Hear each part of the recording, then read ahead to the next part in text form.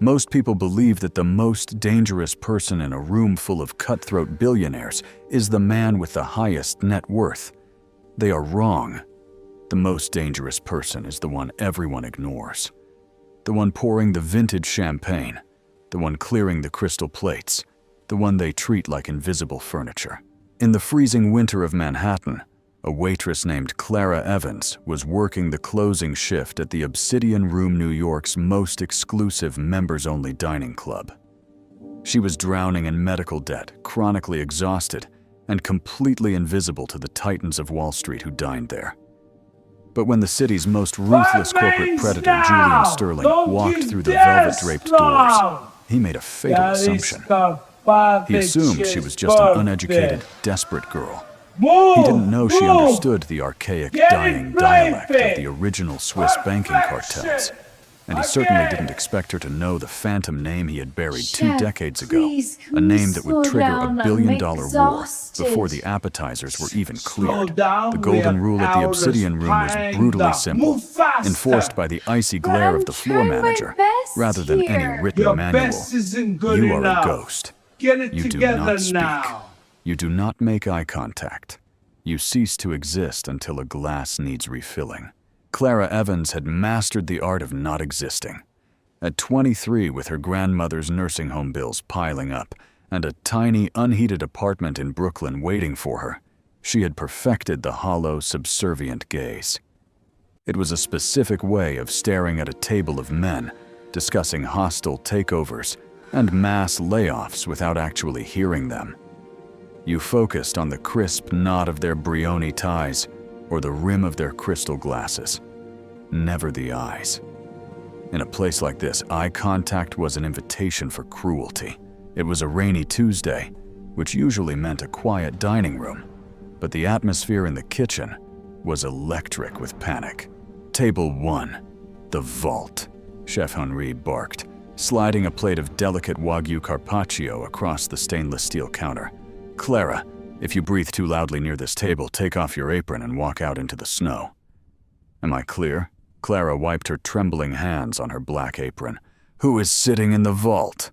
The kitchen went dead silent. Even the frantic dishwashers stopped scrubbing.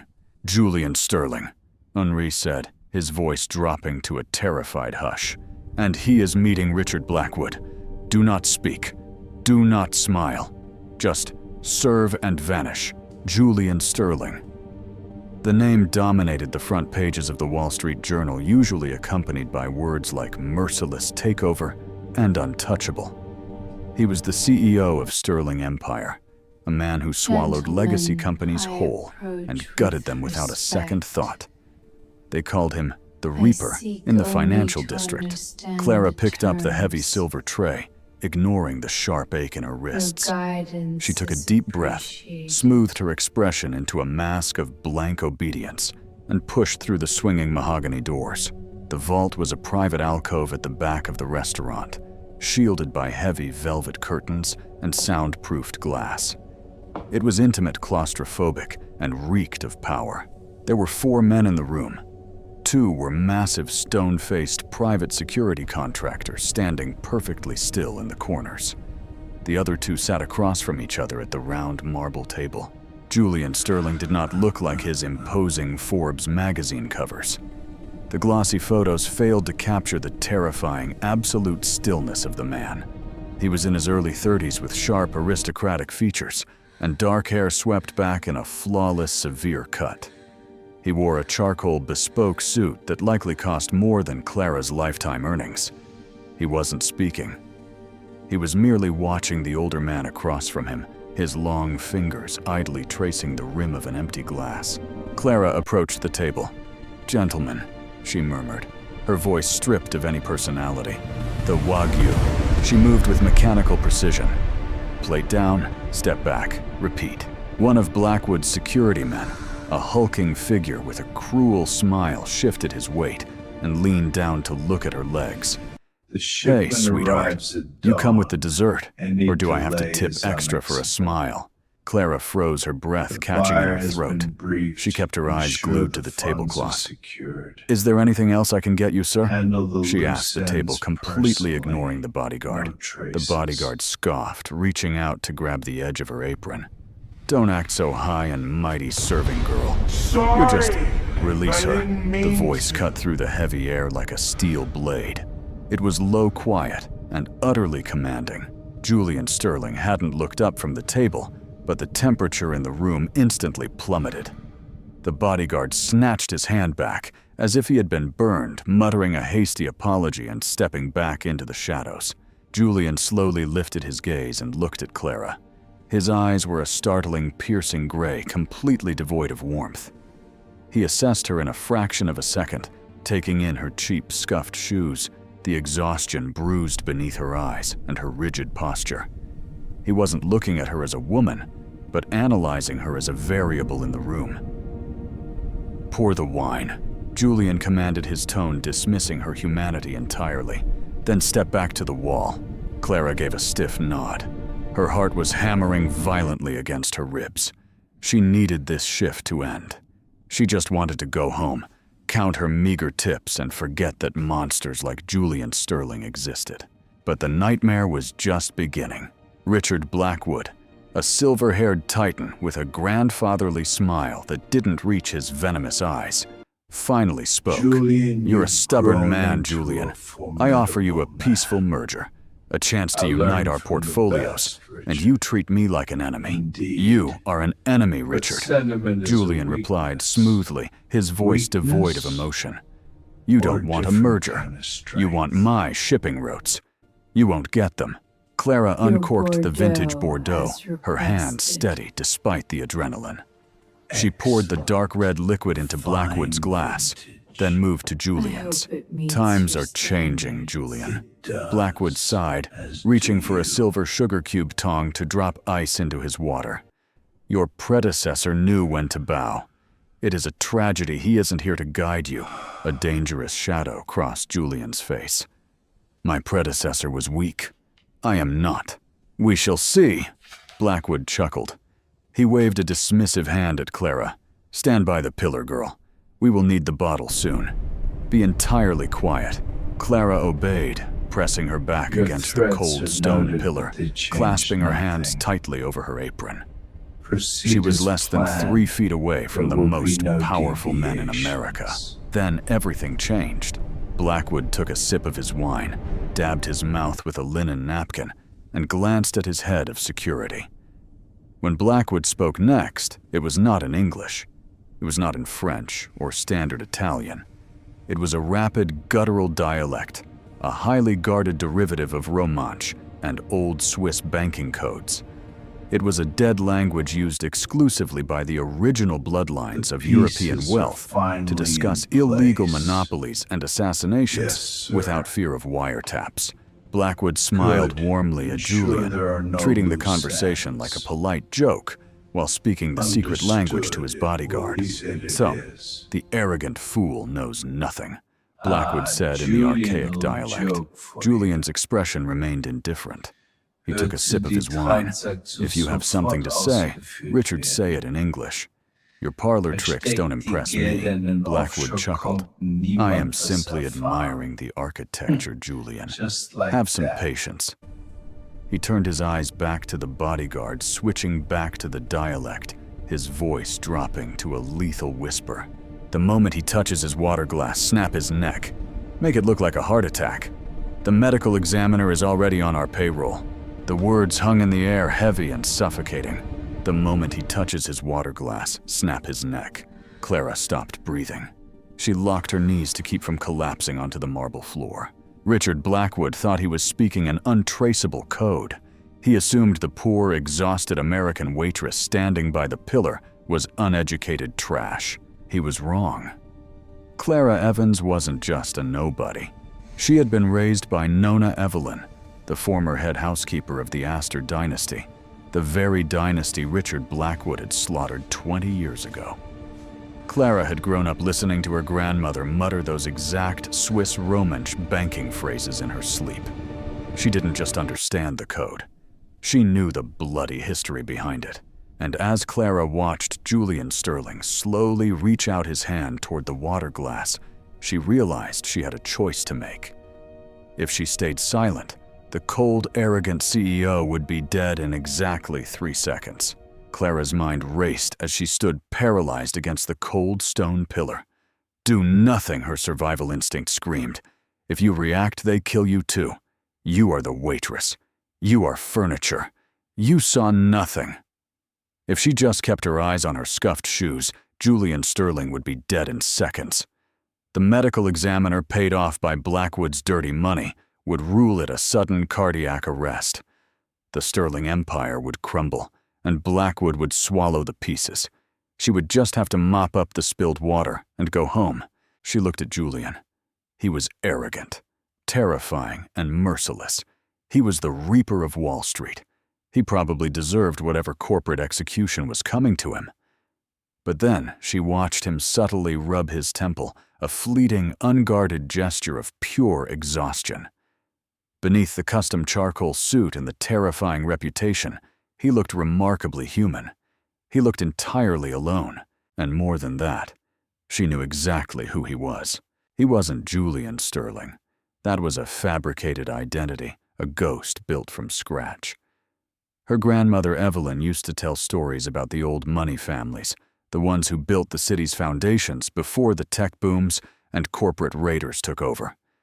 She spoke of the Astors, a legendary financial dynasty wiped out 20 years ago in a coordinated massacre that the media falsely reported as a tragic plane crash. Julian Sterling was the orphaned heir. He was the boy Nona Evelyn had hidden in a laundry cart and smuggled out of the burning estate. His survival was the most dangerous secret in the American financial underworld. Julian's hand was inches from the water glass. The hulking bodyguard was shifting his weight onto the balls of his feet, his massive hands preparing to strike the lethal blow to the back of Julian's neck. 3 seconds. Clara couldn't scream. If she yelled a warning in English, Blackwood's men would draw their suppressed weapons and shoot them both before Julian could even stand up. She needed to shock him into immediate violent action.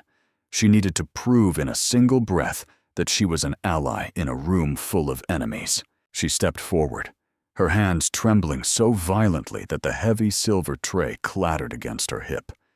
She forced herself to walk with a purpose, moving toward the table as if performing a routine service.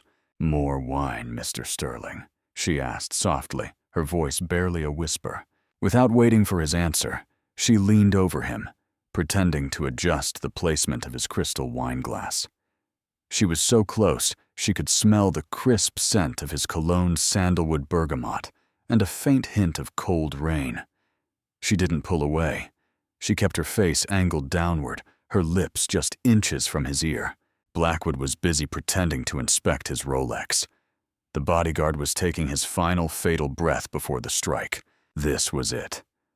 Clara spoke in the deepest, most archaic Swiss Romance dialect, the exact language Blackwood had used, but with the flawless, uncorrupted accent of the old world estates. "Il vulture est prêt," she whispered the words trembling off her lips. "The vulture is ready. Sebastian Astor." Julian froze. It wasn't just the warning that stopped him. It was the name. Sebastian Astor. A name he hadn't heard spoken aloud since he was 8 years old. The name of a dead boy. The name of the true king of an empire that had been burned to the ground. Time seemed to suspend in the private dining room. Julian's piercing gray eyes snapped up, locking onto Clara's. For the first time all evening, he truly saw her. He didn't see a broke, invisible waitress. He saw the sheer terror in her hazel eyes, but he also saw a fierce, undeniable intelligence. He didn't ask questions. He didn't look at Blackwood. The Reaper of Wall Street did not hesitate. Julian's right hand, which had been reaching for the water glass, shot upward with blinding, predatory speed. He bypassed the glass entirely, grabbing the heavy lead crystal water pitcher sitting in the center of the table. In one fluid, brutal motion, he smashed the solid crystal directly into the bodyguard's face, just as the massive man lunged forward. The assassin let out a muffled scream, stumbling backward as the heavy pitcher shattered on impact, sending water and jagged shards of glass flying across the velvet room. Before the shattered crystal even hit the floor, Julian kicked the edge of the heavy marble table with bone-crushing force. The table flipped upward, crashing into Richard Blackwood and pinning the silver-haired billionaire against the leather booth. The air rushed out of Blackwood's lungs in a violent wheeze. Chaos erupted. Gun, one of Julian's own security contractors shouted from the corner, drawing his weapon. Blackwood's second mercenary yanked a suppressed pistol from his jacket. Julian was already moving. He grabbed Clara by the wrist, his grip like an iron vice, bruising and absolute. "Down!" he roared, dragging her violently to the floor, just as a bullet shattered the expensive soundproof glass above their heads.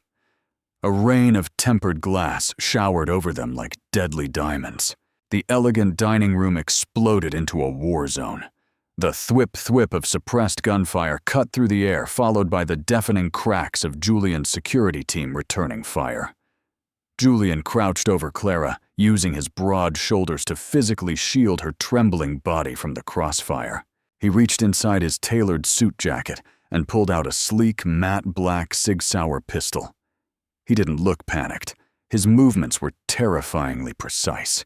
He fired 2 rapid shots blindly over the edge of the overturned table. 2 heavy thuds followed. He looked down at Clara.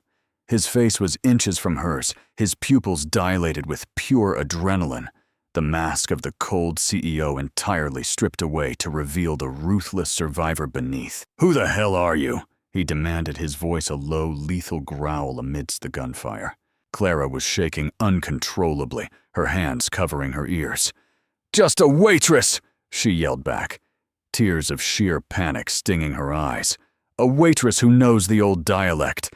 Julian grabbed her jaw, his thumb pressing firmly into her cheek, forcing her to hold his intense gaze. "A waitress who knows the name, Astor. You just saved my life. Or you just signed your own death warrant. Which is it?" "I heard them," she sobbed, desperation clawing at her throat. "He told his man to snap your neck when you touched the glass. I didn't want you to die." A bullet ripped through the velvet curtain, embedding itself into the mahogany wall behind them. "Traitoremo." "Boss, we are pinned. They have reinforcements in the lobby," one of Julian's guards shouted, reloading his weapon behind a decorative pillar. Julian cursed viciously. He looked at the main doors, which were entirely blocked by Blackwood's arriving men. Then he looked intensely at Clara.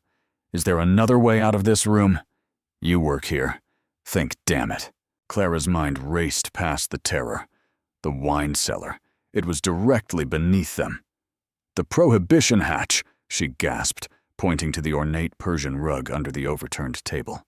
"There's an old bootlegger's trap door under the rug. It drops straight into the subcellar. It connects to the old subway maintenance tunnels." Julian didn't waste a second. He shoved the heavy rug aside, revealing a flush brass ring set into the hardwood floor. He yanked it open, revealing a dark, narrow wooden staircase plunging into the pitch-black abyss. "Go!" he commanded, practically shoving her toward the opening. "What about your men?" she cried out. "They are paid to hold the line," Julian said coldly, firing another suppressive shot. "Move, Clara. Do not stop until you hit the bottom." Clara scrambled down the dusty, cobweb-covered stairs, the sounds of gunfire echoing terrifyingly loud above her. A second later, Julian dropped down the hatch, pulling the heavy trap door shut above them and sliding the rusted iron bolt into place. The sudden silence of the cellar was deafening, thick with the smell of old, cork-damp earth and centuries of secrets. Clara stood in the pitch black, her chest heaving, her apron torn and covered in dust. A click echoed in the dark, and a beam of brilliant white light cut through the gloom from a tactical flashlight Julian had pulled from his pocket. He aimed it at the ground, then slowly raised it until the ambient light illuminated his face. He looked like a fallen prince. His expensive suit ruined a streak of dirt across his sharp jawline and a gun resting casually in his right hand. He stepped toward her, his towering frame backing her slowly into the racks of dusty vintage wine. He didn't look grateful. He looked dangerous. "You didn't just save me," Julian said, his voice dropping to a terrifyingly quiet whisper that echoed in the underground tomb. "By whispering that name, you bound yourself to me. You are no longer a waitress. You are a liability. So I will ask you one last time before we walk into those tunnels." He leaned in his gray eyes, pinning her in the dark. "How does a broke waitress in Brooklyn know the name of a murdered king?" The silence in the subcellar was suffocating, broken only by the ragged sound of Clara's own breathing. Julian Sterling's towering frame trapped her against the racks of dusty vintage wine, his tactical flashlight angled just enough to illuminate the terrifying intensity in his gray eyes. He wasn't the polished billionaire CEO right now.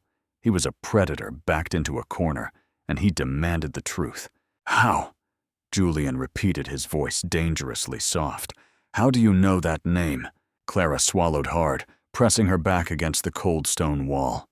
She was terrified, but the adrenaline still coursing through her veins refused to let her cower. "My grandmother," she breathed, her voice trembling but clear. "Evelyn Evans." Julian's eyes widened fractionally. The microscopic flinch was the only outward sign of the shock detonating inside his chest. Evelyn. The memory hit him with the force of a physical blow. He remembered hands that smelled of lavender and fresh starch. He remembered the fierce, tear-streaked face of the woman who had shoved a terrified 8-year-old boy into a canvas laundry cart, covering him with soiled linens, while the Astor mansion burned and echoed with the screams of his slaughtered family. She was the head housekeeper for the Astor estate. Clara continued, her hazel eyes locked onto his. "She raised me after my parents died. She has dementia now. She forgets my name most days, but she never forgot the old Swiss Romanche banking dialects. She murmurs them in her sleep. And she never forgot the boy she hid in the laundry cart. She told me his name was Sebastian." Julian stared at her. For 20 years, he had built an impenetrable fortress around himself. He had become Julian Sterling, a ghost forged from corporate ruthlessness and cold, hard cash. He thought he had buried Sebastian Astor in the ashes of that estate. But this fragile, exhausted girl with bruised under-eyes had just resurrected him with a single whisper. A deafening boom echoed from the ceiling directly above them.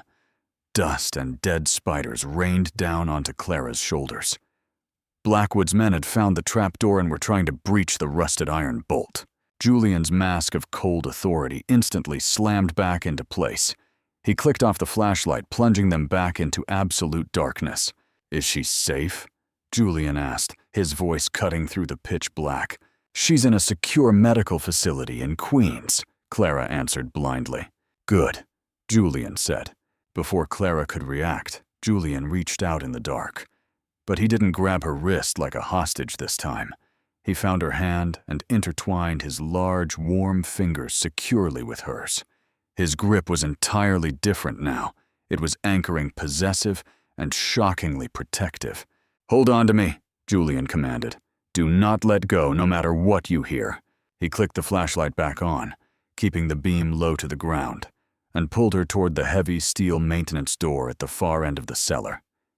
He kicked the push bar open, and they stepped into the freezing, cavernous expanse of the abandoned subway tunnels.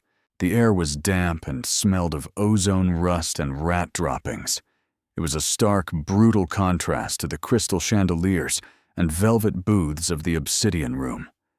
Clara's cheap, sensible work shoes slipped on the gravel ballast of the train tracks, but Julian's grip never wavered. He practically carried her forward, setting a grueling pace into the abyss of the city's underbelly.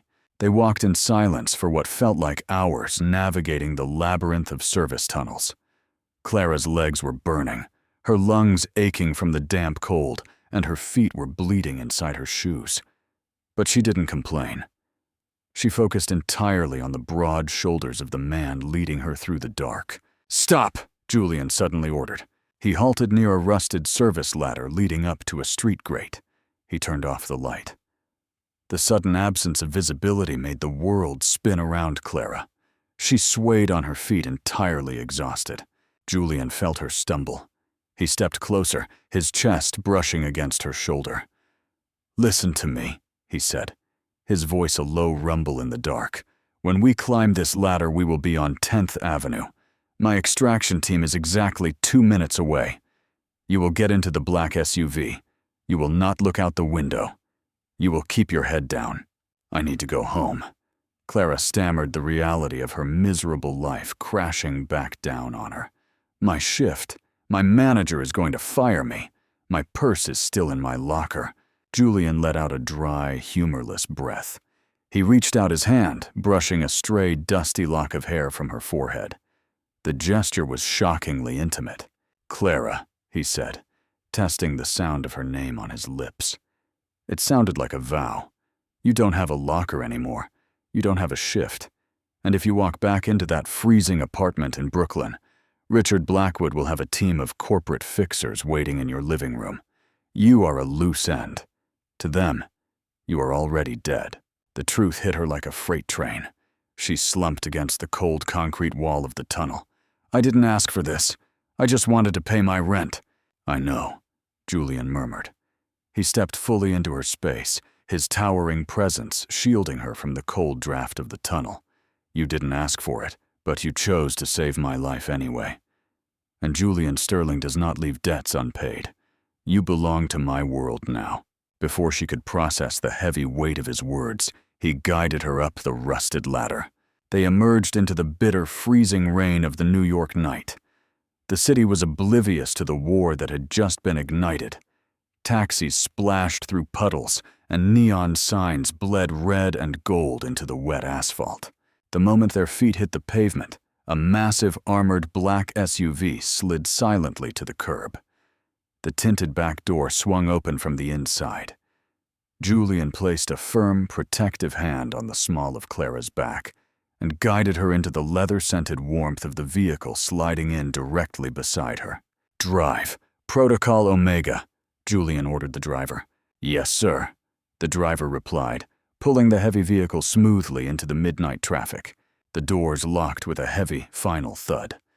Clara sank into the plush leather seat, shivering violently as the adrenaline finally left her body. The rain lashed against the bulletproof windows, blurring the city lights. For a long time, the only sound was the hum of the engine. Julian had retrieved a secure, encrypted tablet from a compartment and was already typing rapidly, his jaw set in a ruthless line. He was deploying millions of dollars, rallying his security forces and preparing a counterstrike against Blackwood. He was a king, managing a war. Clara looked down at her filthy, blood-spattered waitress uniform. She felt incredibly small. She felt ruined. "Why didn't you just let him drink the water?" Julian asked suddenly, not looking up from his glowing screen. Clara hugged her arms around her chest. "Because Blackwood killed your family," she whispered. "My grandmother wept for a week when she heard the news. She said the world let a monster win. I just couldn't let the monster win again." Julian stopped typing. He slowly lowered the tablet and turned his head to look at her. The ambient light from the passing street lamps washed over his sharp features, highlighting a profound, dangerous intensity in his eyes. He reached across the seat and pulled a heavy cashmere blanket from the compartment, draping it gently over her trembling shoulders. "He didn't win," Julian said softly, his eyes dropping to her lips for a fraction of a second before returning to her gaze. "And because of you, he is going to lose everything." He leaned back against the leather seat, the cold CEO replaced by something far more formidable. A protector. "Get some sleep, Clara. When you wake up, your old life will be nothing but a memory. I am going to give you the world." The armored SUV glided into the private subterranean garage of a monolithic glass and steel skyscraper overlooking Central Park. It was a fortress disguised as architectural brilliance. The heavy steel gates closed behind them with a definitive, echoing clack, sealing Clara away from the freezing New York rain and the immediate danger of Richard Blackwood's assassins. Julian ushered her into a private biometric elevator. He pressed his thumb against a glowing glass panel, and the car shot silently upward, bypassing 80 floors without a single stop. Clara kept her arms wrapped tightly around the cashmere blanket Julian had given her. The adrenaline was entirely gone now, leaving behind a bone-deep exhaustion and a terrifying sense of displacement. The elevator doors parted with a soft chime revealing the penthouse. It was a sprawling, multi-level masterpiece of modern design, polished concrete floors, floor-to-ceiling bulletproof windows offering a god's-eye view of Manhattan, and minimalist dark leather furniture. It was breathtakingly expensive, but it didn't feel like a home. It felt like a war room. It felt like a high-altitude bunker built by a man who never truly slept. Julian walked into the vast living space, stripping off his ruined, glass-dusted suit jacket and tossing it onto a marble console. He unbuttoned the top 2 buttons of his collar, looking less like a CEO and more like a weary general returning from the front lines. "The guest wing is down the hall to the right," Julian said, his voice echoing slightly in the immense space. "The security systems are locked down. The glass is ballistic rated. No one can get in. You are entirely safe here." Clara stood awkwardly near the elevator, her scuffed shoes leaving faint, damp marks on the pristine floor. "Mr. Sterling, Julian," he corrected, immediately turning to look at her. "When the doors of this penthouse are closed, I am Julian. Or if you prefer the ghost you resurrected tonight, Sebastian. But never Mr. Sterling. That name is a corporate fiction." Clara swallowed the lump in her throat. "Julian, I can't stay here. I have a life. It isn't a good life, but it's mine. If I don't show up for my shift tomorrow, I won't make rent. They will evict me." Julian closed the distance between them with slow, deliberate steps. He stopped just inches away, his towering presence forcing her to look up into his piercing gray eyes. "Clara," he said softly, the intensity of his gaze practically paralyzing her, "you do not have rent to pay anymore. I have already instructed my wealth management team to clear your medical debts, pay off your grandmother's facility for the next 10 years, and purchase the building you live in. Your old life was erased the moment you whispered my real name. You are in my world now." Clara's breath hitched. "You bought my building. I would buy the entire borough of Brooklyn if it kept you safe," Julian stated, stating a financial reality as casually as discussing the weather. "Now go down the hall, take a hot shower, wash the glass and the blood off your skin. Take off that uniform and throw it into the incinerator chute in the bathroom. It has Blackwood's mercenaries' DNA on it. Burn it. There are clothes waiting for you in the closet." Clara was too overwhelmed to argue. She nodded numbly and retreated down the wide, dimly lit corridor. The master bathroom of the guest suite was larger than her entire apartment, a sanctuary of slate-gray stone and rainfall showerheads. She peeled off the stained, dusty black apron and the cheap white blouse, shoving them down the stainless steel disposal chute set into the wall. Watching the uniform disappear felt like watching the old Clara vanish into the dark. She stood under the scalding water for a long time, scrubbing her skin until it was flushed and pink, washing away the smell of the subway tunnels, the scent of gunpowder, and the heavy residue of poverty.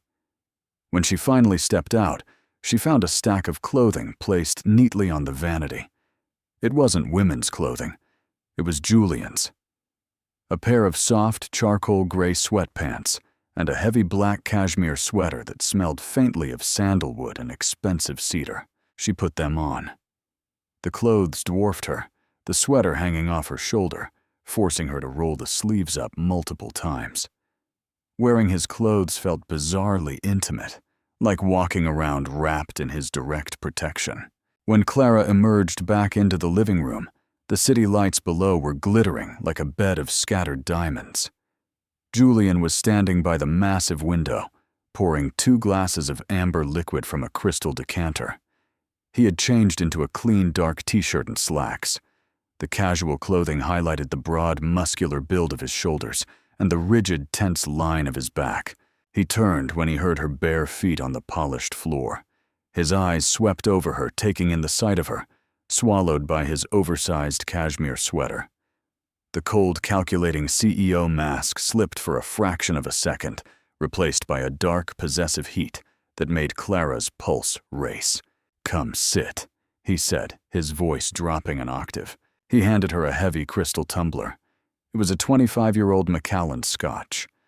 Clara took a tentative sip. The liquid burned a warm, soothing path down her throat, settling her frayed nerves. She sat on the edge of the sprawling leather sofa. Julian sat opposite her, on the edge of the heavy oak coffee table, leaning in close. 20 years ago. Julian began staring deeply into his glass. Richard Blackwood was my father's most trusted advisor. He was supposed to be a loyal friend to the Astor family. But Blackwood wanted the shipping routes, the tech patents, and the European real estate. Most importantly, he wanted the legacy. So he coordinated a massacre during a holiday gala at our country estate. Clara's heart ached as she watched the raw pain flicker in his eyes. I survived because Evelyn found me hiding under a banquet table.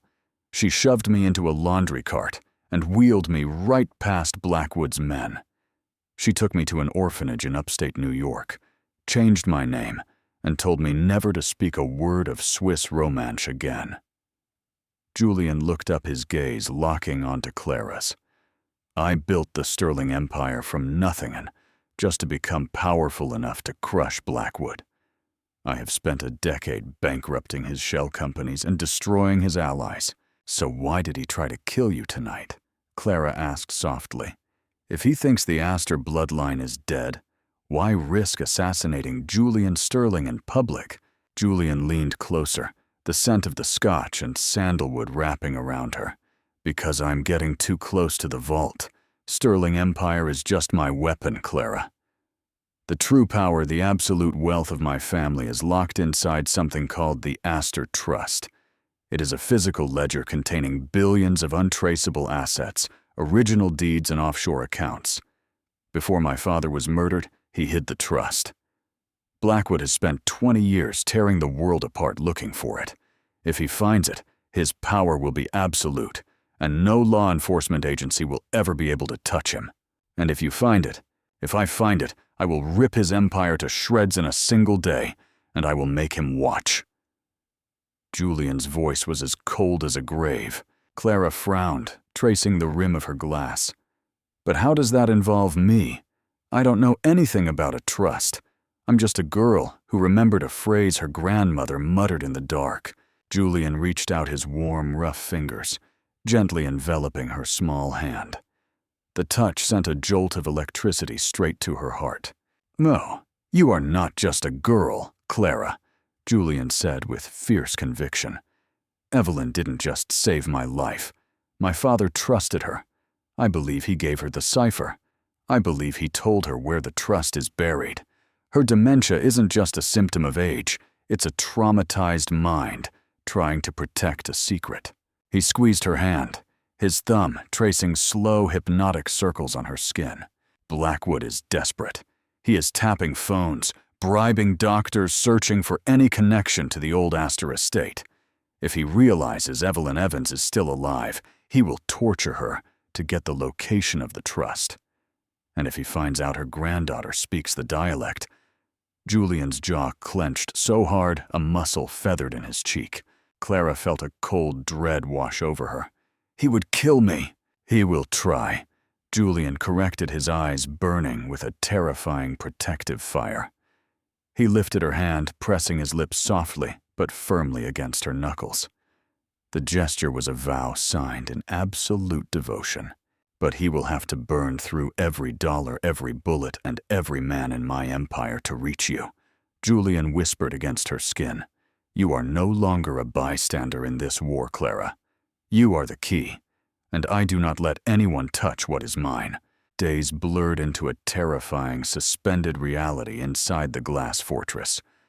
For Clara, the outside world, her freezing Brooklyn apartment, the mountain of final notices in her mailbox, the smell of cheap coffee at the Obsidian Room felt like a hallucination she had finally woken up from. Her reality was now defined by the absolute silence of the penthouse, the rhythmic hum of the high-tech air filtration system, and the aggressive click of Julian's encrypted keyboard. Julian was a phantom in his own home. He would leave before dawn, his jaw set in a ruthless line, and return long after midnight. The war he had spoken of was happening in the negative spaces, in hushed, aggressive phone calls on the balcony, in sudden fluctuations of the global stock market, and in cryptic news reports of hostile takeovers and industrial accidents, crippling Richard Blackwood's shell companies. Clara wasn't a prisoner. She had full run of the sprawling estate in the sky. But she wasn't entirely free either. She was a secret kept in a bulletproof glass jar, guarded by a man who was dismantling an empire to keep her safe. The illusion of safety shattered on the fourth night. A brutal winter storm had rolled in off the Atlantic, lashing freezing rain against the floor-to-ceiling windows. The penthouse felt like a ship adrift in a violent sea. Clara was in the massive marble kitchen, brewing a pot of chamomile tea, when the private elevator chimed.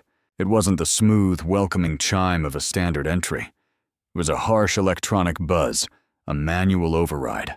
Clara froze, her hand gripping the handle of a heavy chef's knife she had unconsciously grabbed from the block. The steel door slid open with a violent shudder. Julian stumbled into the foyer. He didn't look like the untouchable reaper of Wall Street. His custom wool overcoat was gone. His white dress shirt was soaked not just with the freezing rain, but with a dark, terrifying stain spreading rapidly across his left side. His skin possessed a ghastly waxen pallor, and he was leaving heavy red droplets on the pristine concrete floor. "Julian!" Clara dropped the knife and sprinted toward him. He waved her off with a trembling hand, staggering heavily against the marble wall of the corridor. "Don't!" He rasped, his voice wet and tight with agony. "Don't touch the shirt. It's sticking." "Ugh! You're bleeding!" she cried, the metallic smell of copper flooding the sleek hallway. "We need to call an ambulance. Where's your security team?" Julian reached out his bloody fingers, gripping her wrist with surprising strength. "No! No hospitals! No doctors!" "Tuh! You have a bullet in you!" Clara yelled, panic rising in her chest like a tidal wave. "It's a graze," he ground out, closing his eyes as a wave of pain washed over him. "Blackwood's mercenaries, an ambush at the shipyard. My men took them down, but one got lucky. If a doctor logs a gunshot wound, it becomes public record. If the board of directors smells blood in the water, the stock crashes. If I bleed Clara, I lose." He opened his eyes. They were hazy with pain, but they burned with an unyielding, terrifying resolve. He looked directly at her. "You have to do it." Clara physically recoiled, her eyes wide with horror. "Do what, Julian? I'm a waitress, I carry trays. I don't do surgery." Julian slid down the marble wall, his long legs stretching out on the floor as his strength finally gave out. He rested his head back, his breathing ragged. "The medical kit is in my master bathroom behind the mirror. I need the lidocaine, the surgical needle, and the antiseptic. Get the vodka from the bar, too." "I can't," she sobbed, backing away. "I'll kill you." "You have Evelyn's hands," Julian said, his voice dropping to a low, commanding whisper that cut straight through her panic. "She was a trauma nurse before she worked for my family. It is in your blood. And more importantly—" He paused, his gray eyes locking onto hers with absolute, devastating trust. "You are the only person in this entire world I trust to hold a blade to my skin. Go." The sheer weight of his trust snapped her out of her paralysis. She turned and ran. She returned 90 seconds later, her arms full of sterile gauze iodine, the surgical kit, and a bottle of Belvedere vodka. She dropped to her knees beside him on the hard floor. "This is going to be a nightmare," she whispered, her hands shaking violently as she tore open the sterile packaging. "I've survived worse nightmares," Julian murmured, watching her intently. "Cut the shirt off." Clara took the medical shears and carefully cut away the ruined, blood-soaked cotton. The wound was ugly, a jagged, deep tear along his left ribcage, where a high-caliber bullet had skipped off the bone, tearing through the muscle. It was bleeding profusely. "I have to pour the alcohol first to clear the debris," she warned, tears blurring her vision. Julian grabbed the edge of the heavy wooden console table above him. The tendons in his neck stood out like steel cables. "Do it," Clara poured the vodka directly over the raw, open flesh. Julian violently seized his entire body, locking rigid. He didn't scream, but a guttural, animalistic groan tore from his throat. His knuckles turned bone white as he gripped the table, his chest heaving as he metabolized the excruciating pain into sheer silence. "Talk to me," Clara pleaded, threading the curved surgical needle with trembling, bloody fingers. "Keep yourself awake, Julian. Talk to me." Julian let his head loll slightly to the side, his chest rising and falling heavily. Tell me about her." Clara pressed the gauze to the wound to stem the bleeding, preparing the needle. "Who?" "Evelyn." He breathed, his eyes half closed. "Tell me what she did after she hit me." Clara pushed the first stitch through the tough, muscular skin of his abdomen. Julian hissed sharply, his free hand blindly reaching out and gripping Clara's hip, grounding himself against her touch. She didn't pull away. "She brought you to the orphanage," Clara said, her voice shaking, but finding a rhythm as she pulled the thread tight. "She told me she stood in the freezing rain for 3 hours just watching the window to make sure the nuns took you inside. Then she took a bus to Brooklyn. She changed her name. She worked 3 jobs. She never spoke of the Astors again, except in her sleep." Clara pushed the needle through again. Julian's grip on her hip tightened, his thumb pressing into her skin. "She gave up everything," Julian murmured, his voice thick, "for a boy who wasn't hers.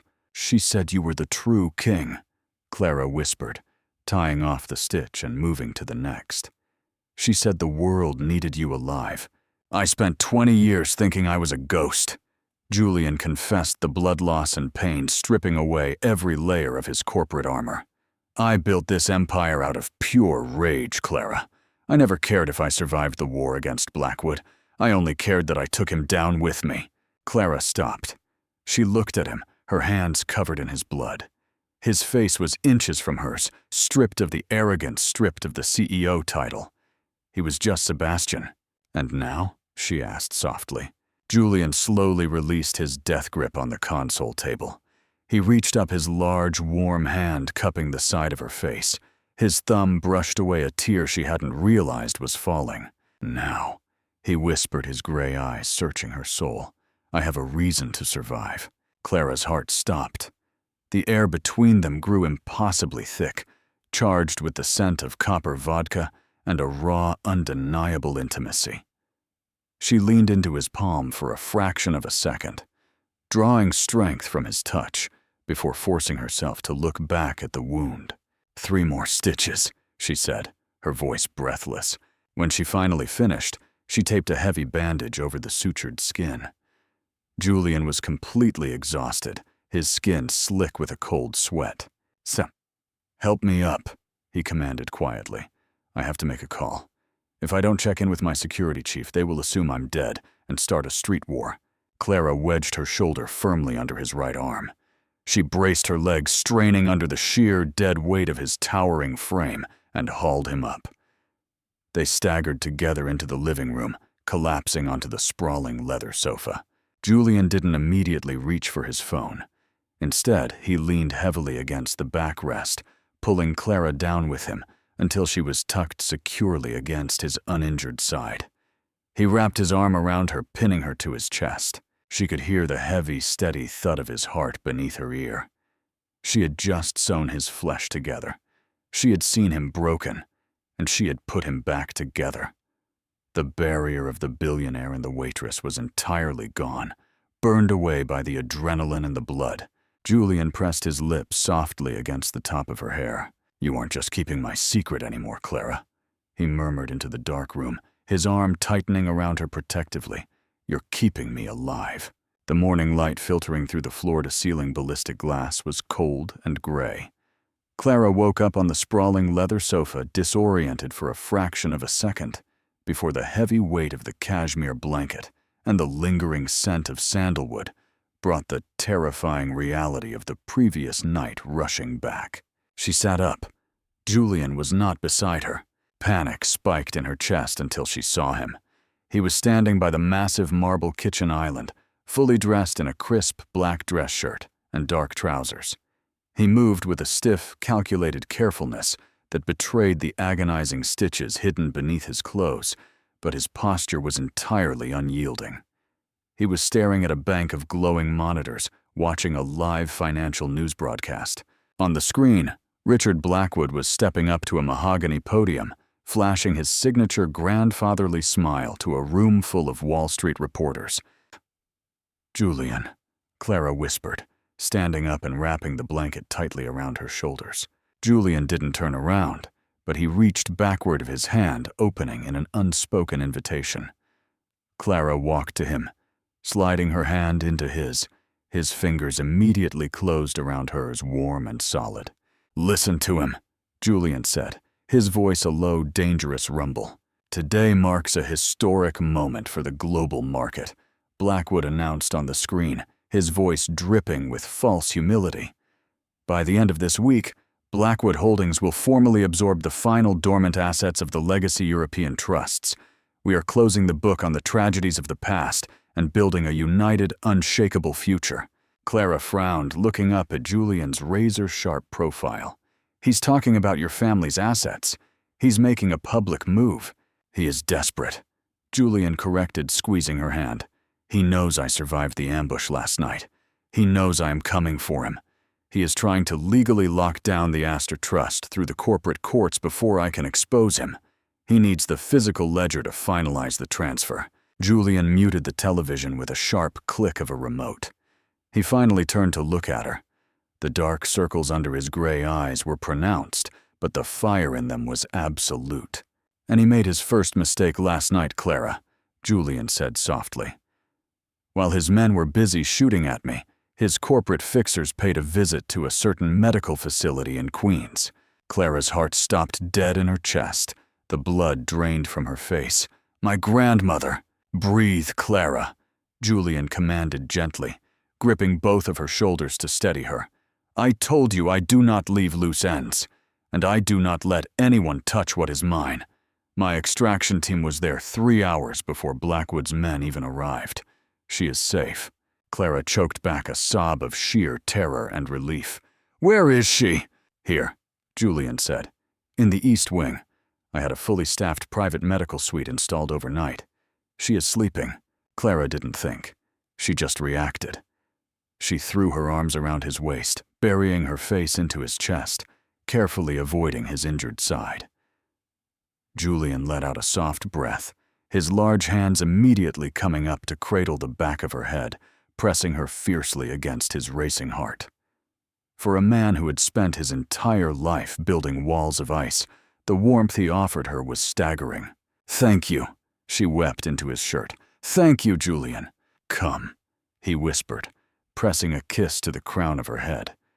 "She should be waking up soon, and we need her help." The east wing of the penthouse had been transformed into a pristine, high-tech hospital room. Monitors beeped softly in the background, and a private nurse stood quietly in the corner. In the center of the room, lying in an adjustable bed, was Evelyn Evans. She looked incredibly frail, her silver hair spread across the pillow, her eyes staring blankly at the ceiling. Clara rushed to the bedside, taking her grandmother's thin, paper-like hand. "Nona, Nona, it's Clara!" Evelyn blinked slowly. Her eyes drifted to Clara, cloudy and unrecognizing. "Clara, no. Clara is at school. I need to iron the uniforms." Tears pricked Clara's eyes. The dementia was a cruel thief, stealing the brilliant, fierce woman who had raised her. Then Julian stepped fully into the room. He didn't say a word. He simply stood at the foot of the bed, the morning light catching the sharp, aristocratic lines of his face, the exact lines of the father he had lost. Evelyn's gaze drifted past Clara and landed on Julian. The silence in the room became incredibly heavy. The cloudy haze in the old woman's eyes suddenly shattered. Her breath hitched. She pushed herself up against the pillows with a sudden, shocking surge of frantic strength. Her trembling hand reached out, pointing a crooked finger directly at the terrifying CEO of Sterling Empire. "Il Princi," Evelyn gasped, her voice trembling with the weight of 2 decades of grief. "The prince. Sebastian." Julian's composure fractured. He stepped forward, taking the old woman's frail hand in both of his massive ones. He dropped to his knees beside the bed, bowing his head. "I am here, Evelyn," Julian whispered, his voice cracking with a raw, buried agony. "I survived. You saved me." Evelyn began to weep, her tears falling onto Julian's hands. "The fire. The wolves were in the house. I hid you. I promised your father." "I know," Julian soothed, looking up at her. "But I need to finish the war, Evelyn. I need the trust. Did my father tell you where he hid it?" Evelyn's grip tightened with surprising ferocity. She looked frantically between Julian and Clara. Her mind was slipping back into the past, trapped in the night of the massacre. She pulled Clara closer and spoke in rapid, perfect Swiss Romansh. "Il lion dorma sut il corcebata. Las vush dal sang svelian la vardad." Then her eyes rolled back slightly, and the sheer exhaustion of the lucid moment dragged her back to sleep. Her grip loosened, and she sank into the pillows. Clara stood frozen, translating the archaic words in her head. "What did she say?" Julian asked, standing up, his entire body tense. "She said," Clara swallowed hard, looking at him, "the lion sleeps beneath the ticking heart. The voices of the blood awaken the truth." Julian stared at her, his brilliant, calculating mind racing to decipher the code. The ticking heart. His eyes widened in sudden, absolute realization. The Astor clock. What clock? It was a massive antique grandfather clock that stood in my father's library, Julian explained, pacing the room, his adrenaline clearly masking his physical pain. It had a bronze lion carved into the base.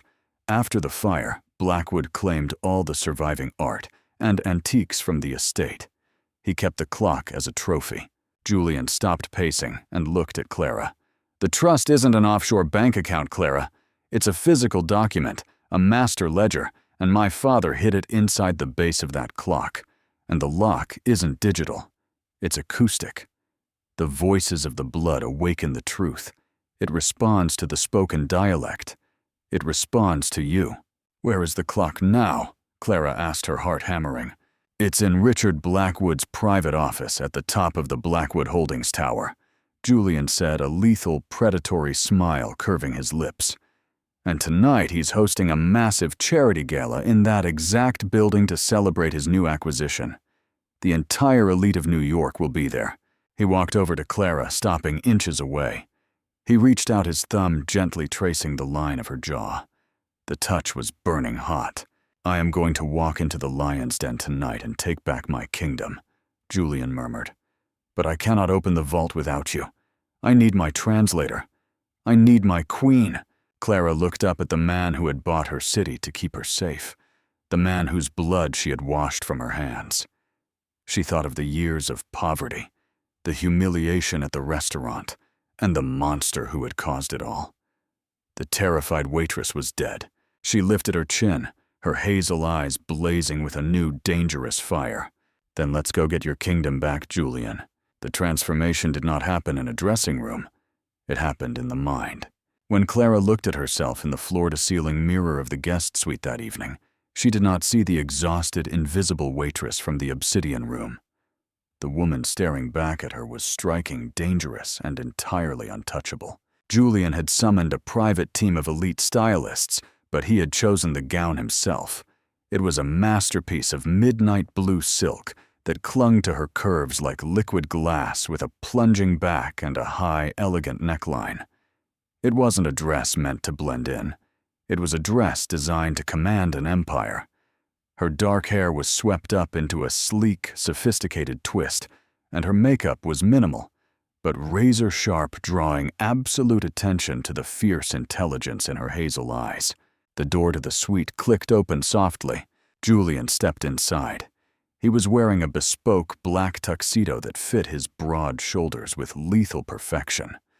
The stark black and white contrast of the suit made his gray eyes look even more piercing, dangerous, and impossibly cold. But when his gaze landed on Clara, the coldness shattered. He stopped completely still, the breath catching visibly in his chest. He looked at her not with the calculating assessment of a CEO, but with the raw, possessive hunger of a man who had finally found the missing piece of his soul. He walked slowly toward her, his footsteps silent on the thick carpet. Without a word, he reached into his jacket pocket and pulled out a long velvet box. He snapped it open. Inside, resting on black satin, was a heavy, breathtaking necklace made of flawless teardrop diamonds surrounding a massive, deep blue sapphire. "This was my mother's," Julian murmured, his voice thick with emotion. "Evelyn managed to shove it into my pocket before she hid me in the cart. It is the only physical piece of the Astor legacy I possess. It belongs around the neck of a queen." Clara turned around, her heart pounding a frantic rhythm against her ribs. Julian stepped close behind her, the heat of his body radiating through the thin silk of her gown. He unclasped the heavy platinum chain and secured it around her neck. As the cold sapphire settled against her collarbone, Julian leaned down, pressing his lips softly to the bare, sensitive skin of her shoulder. "You are mine, Clara," he whispered, a solemn vow against her skin. "And tonight, the world will know it."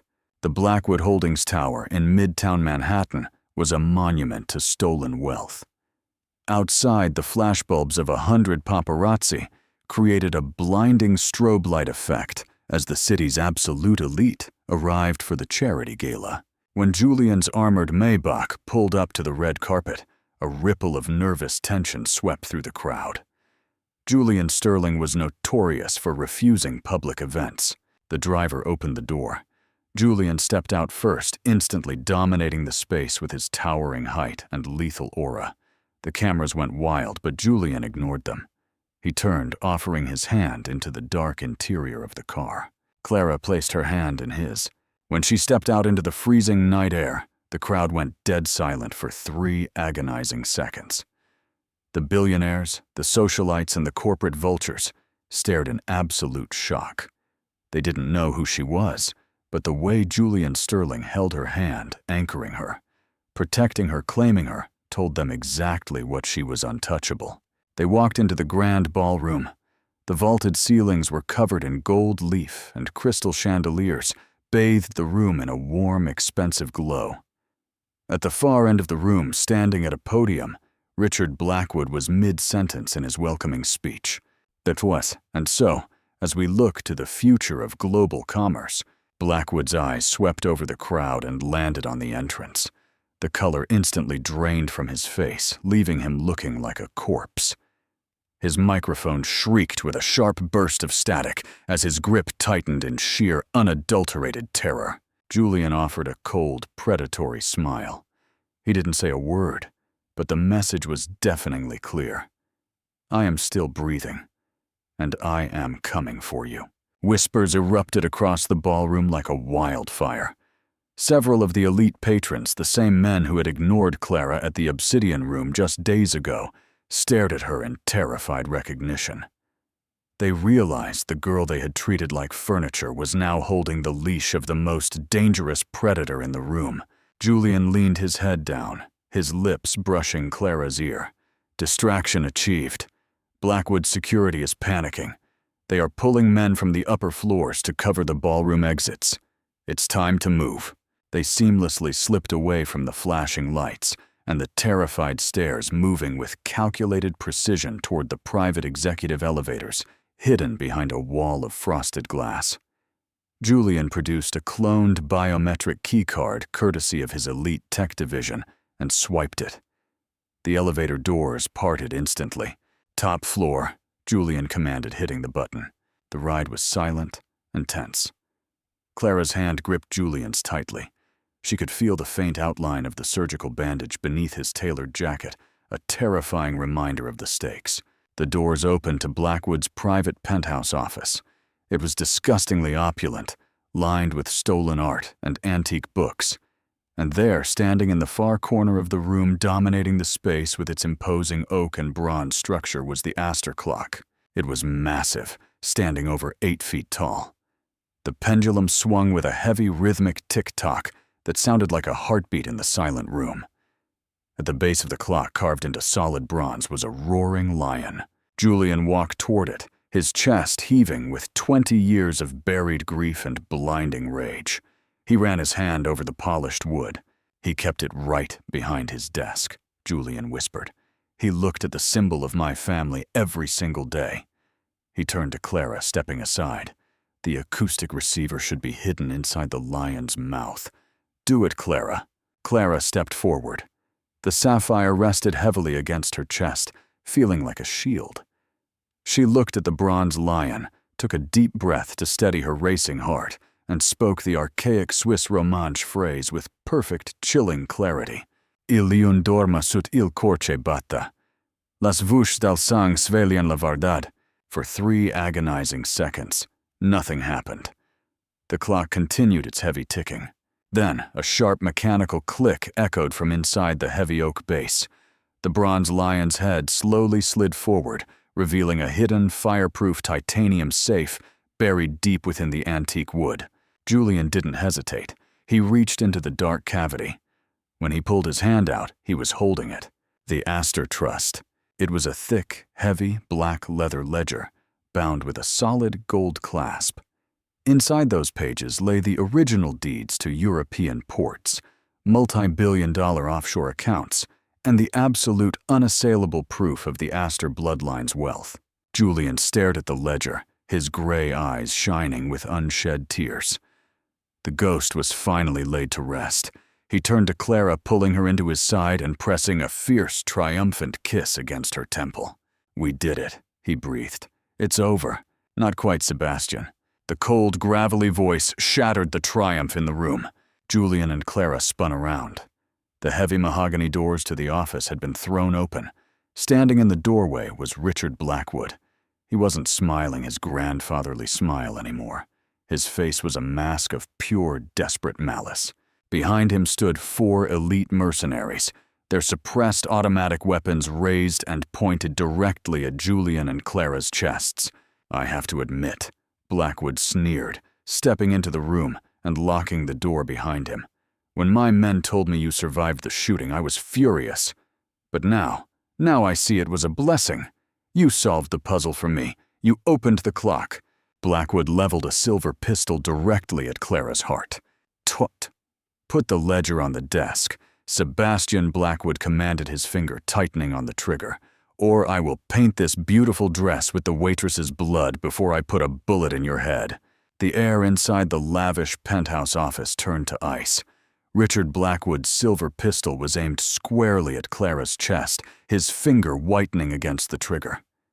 The 4 mercenaries behind him stood like statues, their suppressed rifles locked onto their targets. Clara's heart hammered against her ribs, but strangely she did not feel the paralyzing terror she used to feel in the kitchen of the obsidian room. She was wearing the Astor sapphire. She was standing next to the true king. She lifted her chin, her hazel eyes locking onto Blackwood with a fierce, unyielding defiance that would have made her grandmother incredibly proud. Julian didn't raise his hands. He didn't drop the heavy leather ledger. Instead, he moved with terrifying, fluid grace, stepping entirely in front of Clara. He used his broad shoulders to physically shield her from the barrel of the gun, turning his own chest into a human shield without a fraction of a second's hesitation. "You always were predictable, Richard," Julian said, his voice a low, lethal purr that echoed in the silent room. Blackwood's hand trembled slightly, betraying his panic. "Put the ledger down, Sebastian. You have nowhere to go. My men control the exits. I will shoot her, and then I will shoot you." "Your men," Julian mocked softly, his gray eyes devoid of any human mercy, "are standing in a room they do not control." Julian didn't look at Blackwood. He simply raised his left hand and pressed a small, discreet button hidden on the face of his platinum watch. "Execute," Julian commanded softly. The entire Blackwood Holdings tower plunged into absolute darkness. The crystal chandeliers in the ballroom floors below the emergency lights and the desk lamps in the office all short-circuited simultaneously. Blackwood gasped, "Shoot them! Shoot the Before the mercenaries could even adjust their night vision, the massive floor-to-ceiling ballistic glass windows of the penthouse spectacularly shattered inward. The deafening crash of glass was followed instantly by the whirring of high-tension cables. Julian's elite tactical strike team, dressed in matte black stealth gear, swung into the office from the roof. Red laser sights immediately cut through the darkness, painting dozens of bright, lethal dots across Blackwood's chest and the foreheads of his mercenaries. The backup generators kicked in, flooding the room with harsh red emergency lighting. Blackwood was frozen, surrounded by heavily armed ghosts. His silver pistol hung uselessly in his hand. Julian stepped out from the shadows, his expression completely merciless.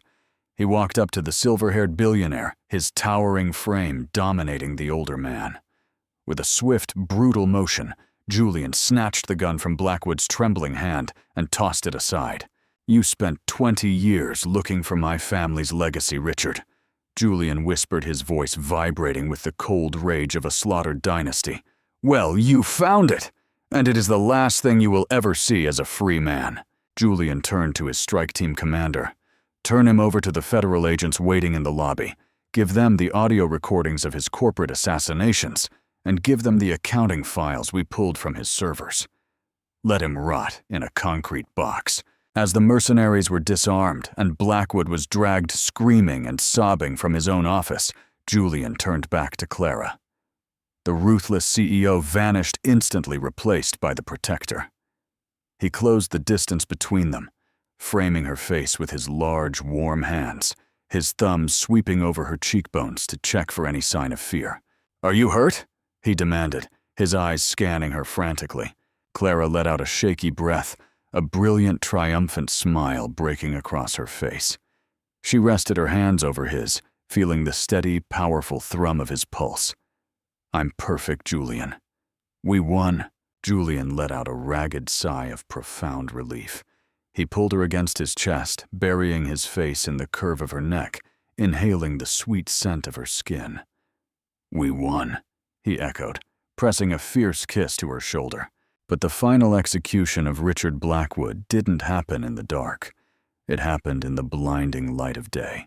The next morning at exactly 9:00 a.m., the board of directors for Blackwood Holdings was in a state of absolute chaos. Richard was missing. The stock was plummeting after rumors of an FBI raid, and the executives were panicking in the glass-walled boardroom. The heavy oak doors swung open. The room fell dead silent. Julian Sterling walked in. He wasn't wearing his usual charcoal suit. He wore a stunning, flawless midnight blue suit that demanded absolute authority. And walking beside him, holding his arm, was Clara. She wore a tailored white designer blazer and matching trousers, her dark hair falling in elegant waves. She looked like a goddess of vengeance, stepping into the corporate underworld. Julian walked to the head of the long mahogany table. He didn't sit. He slammed the heavy black leather Astor Trust ledger directly onto the polished wood. The thud made the executives flinch. "Good morning, gentlemen," Julian said, his voice echoing with cold command. "My name is not Julian Sterling. My name is Sebastian Astor. And as of 8:00 a.m. this morning, through the liquidation of this original trust and the aggressive buyout of your unsecured debts, I personally own 85% of this company." The board members gasped, their faces turning ashen. Julian looked around the room, his eyes filled with disgust. "You built your fortunes on the blood of my family. Effective immediately, you are all fired. Your pensions are frozen, your stock options are voided, and this entire building is being liquidated to fund the Astor Philanthropic Foundation. Get out of my building." No one argued. The sheer terrifying power radiating from the man left no room for negotiation. Within 10 minutes, the boardroom was empty. The empire of Richard Blackwood was officially erased from the face of the earth. Julian stood at the head of the table, the morning sun streaming through the windows, bathing him in a golden light. The 20-year storm inside his soul was finally quiet. He turned to Clara. She was watching him, her hazel eyes filled with overwhelming love and pride. He walked over to her, wrapping his strong arms around her waist and pulling her flush against his body. "The war is over," he murmured, resting his forehead against hers. "The ghosts are finally at peace." "And what happens now?" Clara whispered, sliding her arms around his neck, playing with the soft hair at the nape of his neck. "What does the ruthless CEO do when he has no one left to conquer?" Julian smiled a genuine, breathtaking smile that reached his gray eyes and completely transformed his face. He leaned down, his lips brushing against hers, his voice a husky, possessive vow. He spends the rest of his life worshiping the queen who saved him in the dark. He kissed her deep and absolute, sealing their future together. The invisible waitress who was mocked by the world had not just survived the storm. She had tamed the wolf, reclaimed a kingdom, and had become the most untouchable woman in New York. So that is the legendary story of Clara Evans and Julian Sterling. To the financial world, it was the greatest corporate takeover in modern history. But to those who know the truth, it was the ultimate tale of karma devotion and a love that survived the darkest of secrets. Clara never went back to serving tables. Today, she runs the multi-billion-dollar Astor Foundation, and rumor has it that Julian, the most terrifying man on Wall Street, refuses to attend a single meeting without his beautiful wife by his side. It reminds us that you should always be careful who you treat like they are invisible. You never know who holds the key to an empire. What did you think of Clara's ultimate glow-up? Was Julian's revenge on the board of directors satisfying enough? Well, let me know your favorite moment in the comments below. If this story gave you chills, make sure to smash that like button. It helps us bring you more billionaire romance legends, just like this one. Don't forget to subscribe and hit the notification bell so you never miss a new audio story. Comment the word untouchable if you made it to the very end, and I'll personally heart your comment.